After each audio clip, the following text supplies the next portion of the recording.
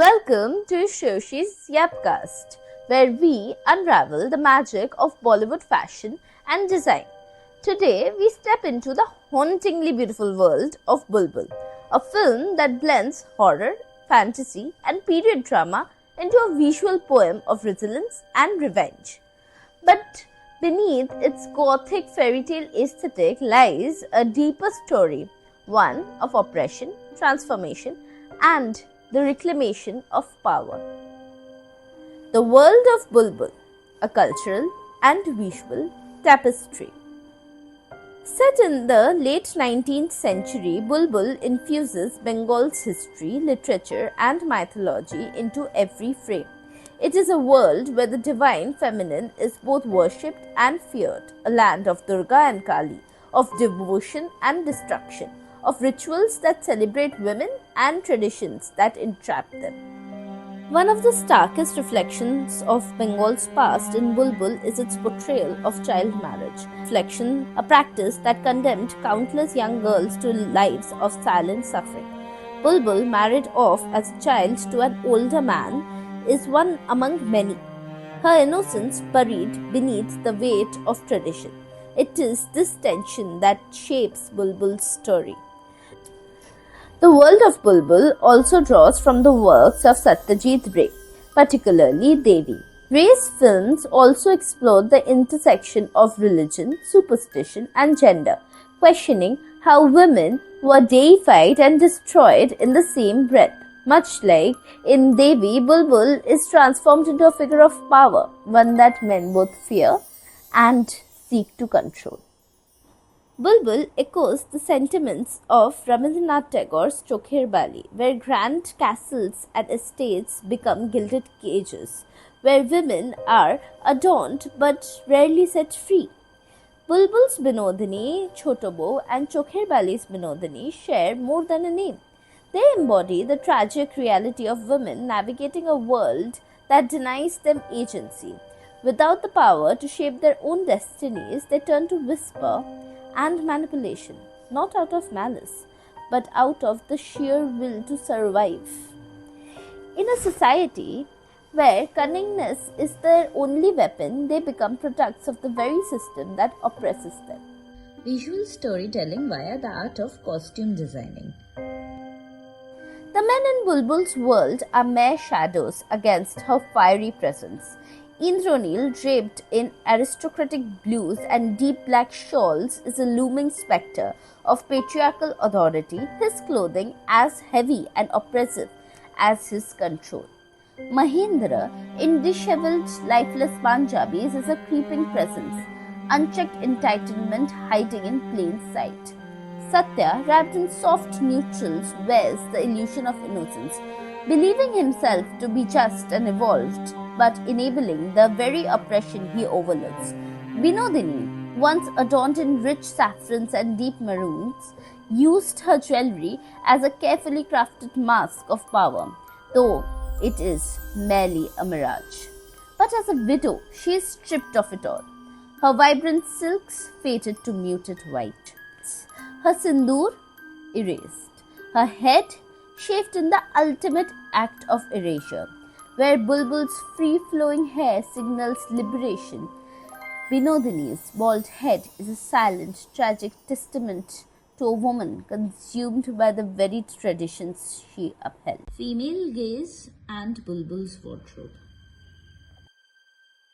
Bulbbul masterfully subverts the male gaze, transforming not just how she sees herself, but how she is seen. In the beginning, she is framed as small and delicate, a child bride draped in heavy jewelry and an oversized red ghagra, symbols of marriage that weigh her down like shackles. The camera traps her within doorways and windows, visually reinforcing her confinement. She is watched rather than centered.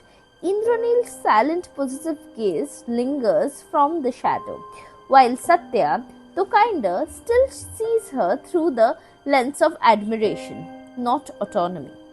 Her movements are hesitant, her presence diminished, her world dictated by the men who claim to protect her.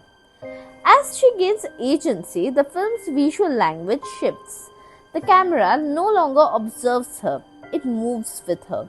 She commands the frame, her sari now fluid and unburdened, a reflection of her liberation rather than restriction. The lighting evolves from muted, sorrowful blues to the rich reds and golds of a transformation. When she walks through the Haveli, now it is with purpose. No longer a caged bird, but a woman in control. This shift embodies the female gaze. Bulbbul is not an object of possession, nor a fantasy of male desire. She is powerful, sensual, and supernatural, but never for anyone else's pleasure but her own.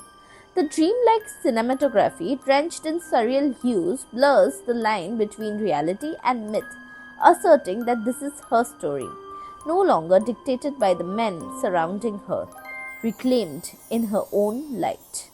The color red and the haunting beauty of Bulbbul's visuals. Red is not just a color in Bulbbul, it is prophecy, potent rebirth, the sindoor of a wife, the blood of a woman wronged, the fire of a woman reborn. It marks her evolution, her divine ascension, drenching her in scarlet until she transcends mortality, becoming a force both feared and revered. The Haveli, with its golden glow, once reflected Bulbbul's innocence, but as her suffering deepens, it decays with her, its warmth fading into cold shadows, mourning her pain. It is a prison she ultimately abandons, finding freedom in the forest, a space once feared, but now hers. Concluding thoughts and female rage. For centuries, women's anger have been dismissed as hysteria, feared as something unnatural or forced into silence. A good woman is expected to be gentle, submissive, and endlessly forgiving.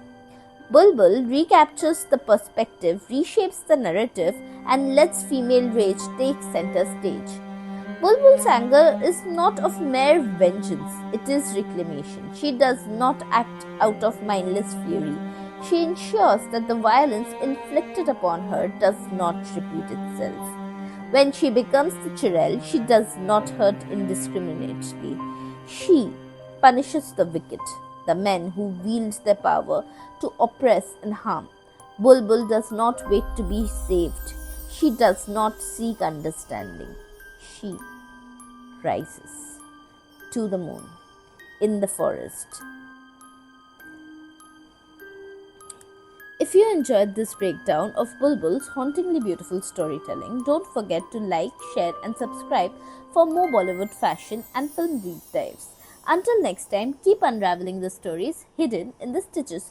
Bye-bye, filmy fashionistas.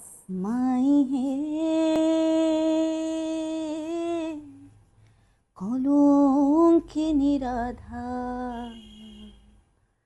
কদম গাছে উঠিয়াছে কানু হারাম জাদামাই তুই জলে না যাইও মাই হে